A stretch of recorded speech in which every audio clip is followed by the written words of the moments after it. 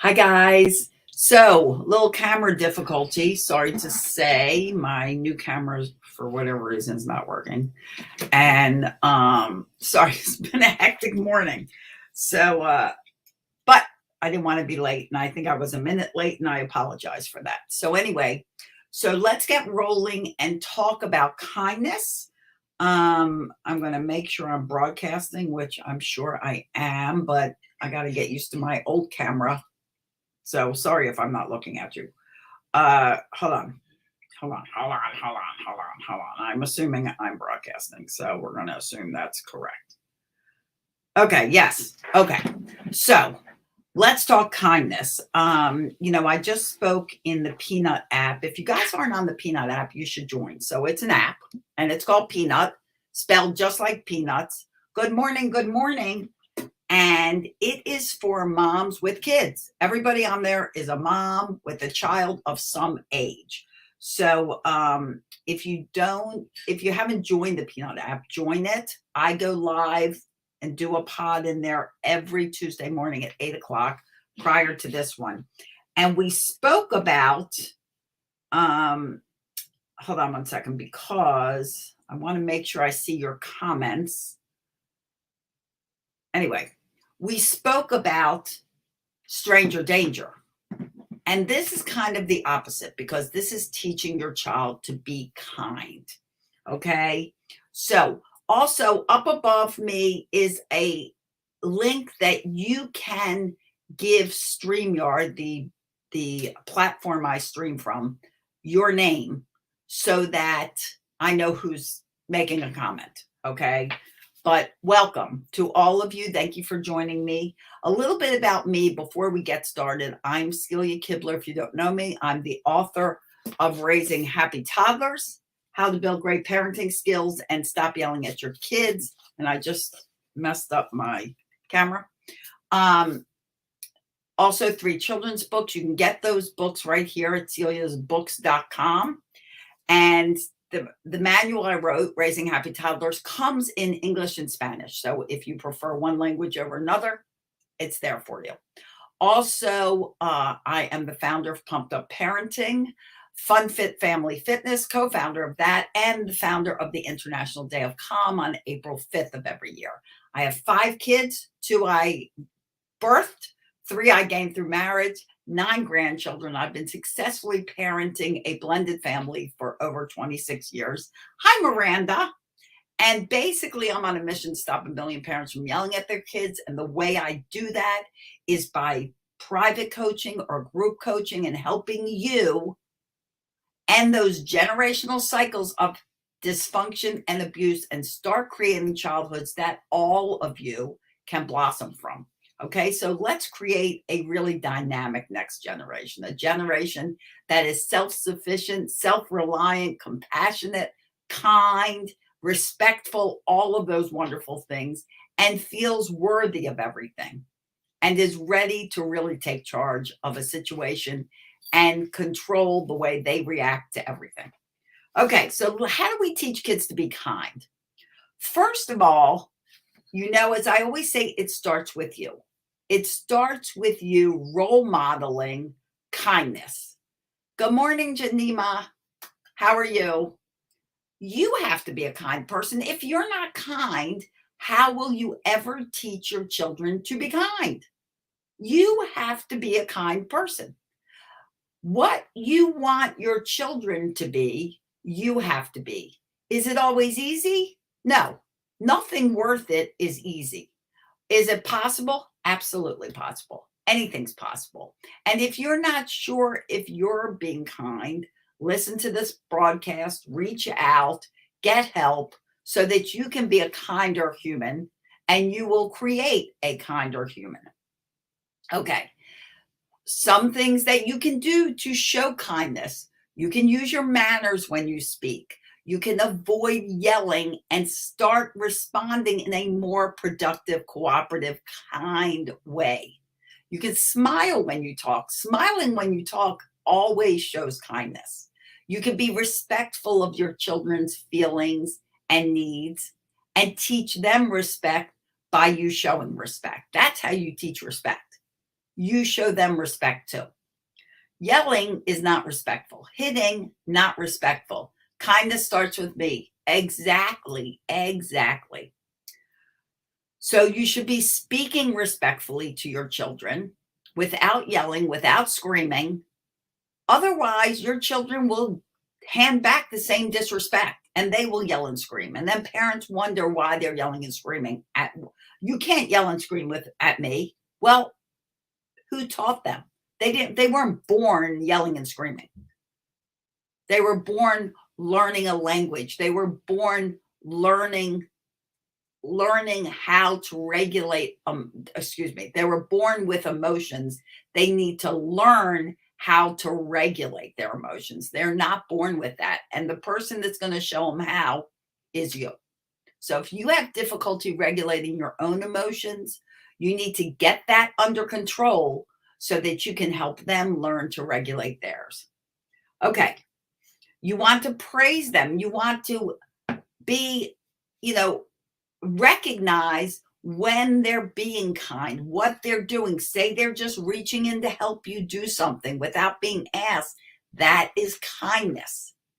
And you want to show them that kindness, that you saw it, you recognize it, and let them know you saw it. So often kids do all kinds of nice things. And during those nice things, no one even notices. They're only noticing when kids do something wrong. Well, if you start noticing what they're doing right, they will do more of what's right. They will do more deciding to opt for a better choice because they know you're noticing and they know that it matters. If they never get noticed and they only get noticed for stuff that's bad, that's what they'll continue to do. Yes, acknowledge it. Exactly. Garbage in, garbage out. You're right. You're so right. Okay.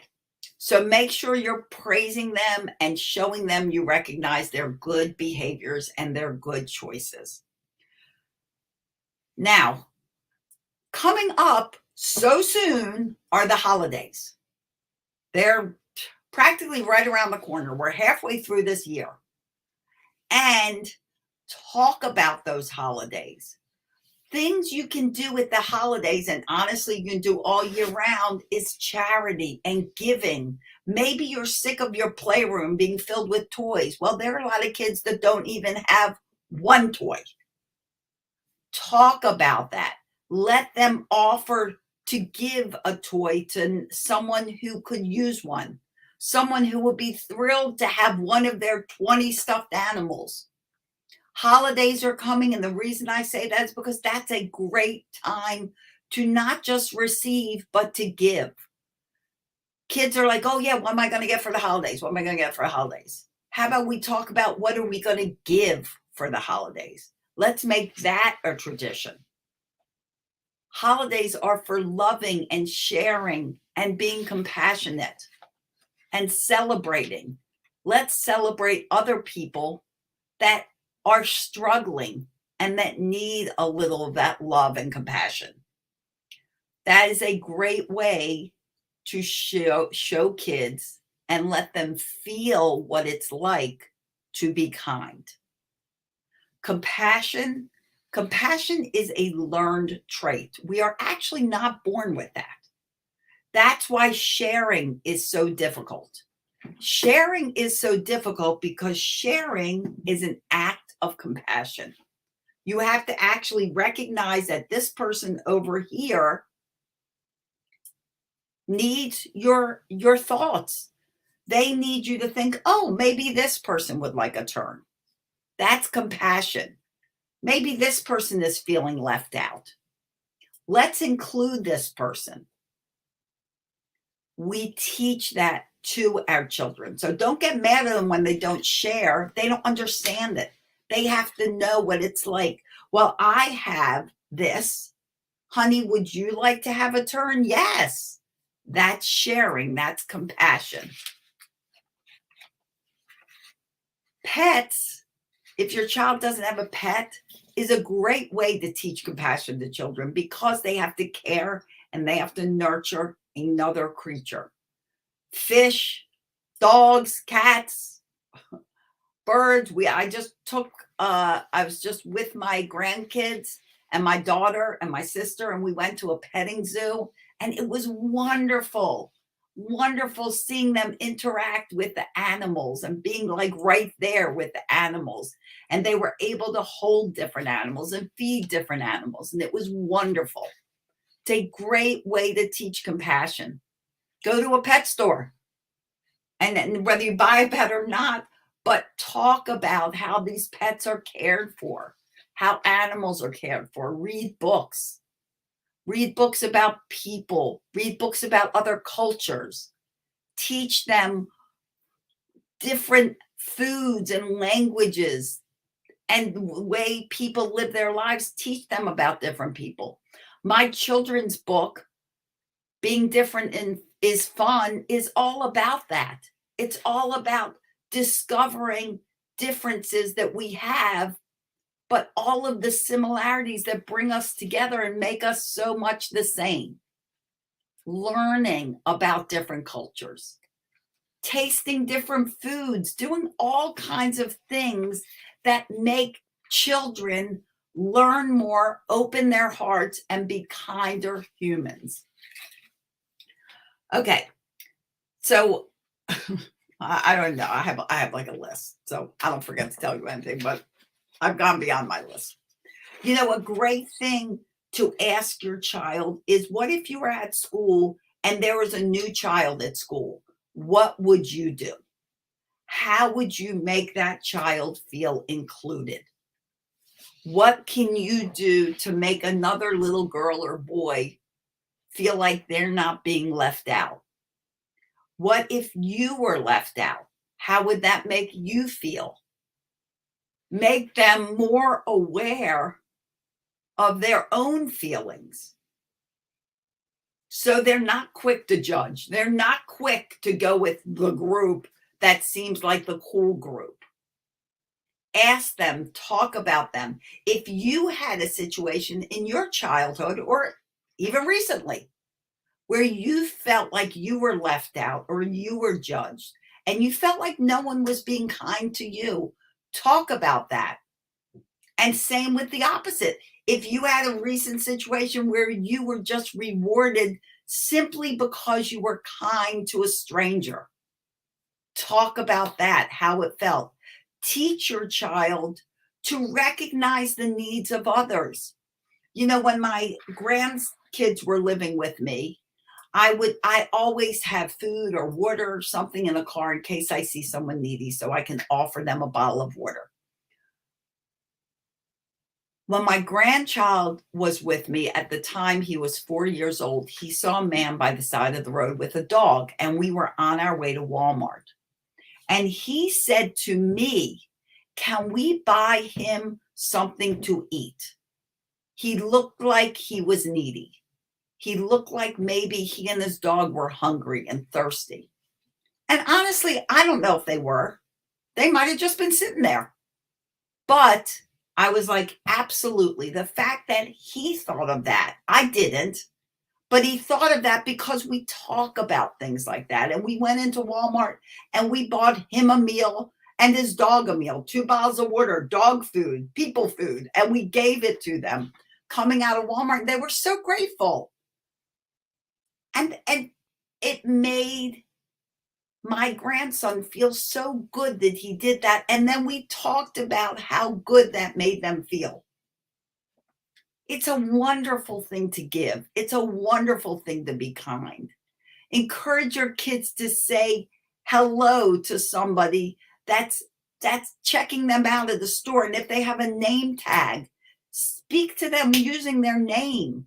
Ask them their name if you don't know it. When I have waiters and waitresses, I always ask their name if I don't know it, because it makes people feel like people.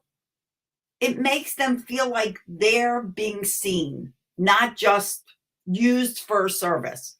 You're actually seeing that person that's helping you and recognizing them and being grateful that they exist. Be grateful. Teach your children to be grateful. There are so many things to be grateful for. We live with so much abundance that we don't even recognize. We don't even know. You know, I have my friends on here from Nigeria, and I teach a class to a school in Uganda. And when I was teaching the class, I was teaching it about uh, hygiene. I was talking about hygiene. And I was speaking to these wonderful, wonderful children about brushing their teeth and the importance of it. And one little boy raised his hand and smiled, was very happy, and said very honestly, "What if I don't have a toothbrush? How can I brush my teeth?" And we assume so much when we are in more developed areas of the world. And here, this little boy, he wants to brush his teeth, but he doesn't have a toothbrush. So, of course, I'm busy sending toothbrushes to them. I've filled a whole box and getting a few more in there so they have toothbrushes. But it's things like that that say, you know what? Look how fortunate I am. I have a toothbrush. And when that toothbrush goes bad, I can get another toothbrush. Something that simple. Teach your children. Show them. Show them what they have to be grateful for because they have so much. Simply having loving parents that love you. Sadly, a lot of children don't have that. They don't have parents that love them and care about them and want to know where they are at a certain time of day because they want to make sure they're always safe. A lot of children don't have that. And they live afraid. They don't live with safety and security. Teach your children role model behaviors that you want in your child. And that's how you get a child to grow up to be kind and respectful and thoughtful and compassionate. So if you guys have any questions, reach out to me. Absolutely. And also, I want to let you know that although there's a waiting list for my private coaching, my Tranquility Tribe is open. It is a low-cost way to get the advice you need on a consistent basis to work with me directly. You still get 2 group coaching calls with me every month. You get master classes every month. You get an online academy that you get to train at your own pace to put what you need to put in place. If it sounds like something you want to do, go to mytranquilitytribe.com, mytranquilitytribe.com, and start making a difference in your life and the life of your child. Okay, guys, so I'm going to go. I thank you so much for taking time out of your busy schedule to spend it here with me. If you found value from this conversation, share it with a friend. Share it with a group of moms that you know. Share and help everyone to create kinder children. Because you know what? Kind children grow up to be kind adults. And don't you think we need more of that in this world? So share it with at least one person, and you've affected one more child. Have a wonderful day. As always, I wish you days filled with peace, love, tons of laughter. Really is the best medicine. Find a lot of things to also laugh about and have fun about, and make it a great day. I'll see you here next time in Pumped Up Parenting and around the web. Bye-bye, everyone.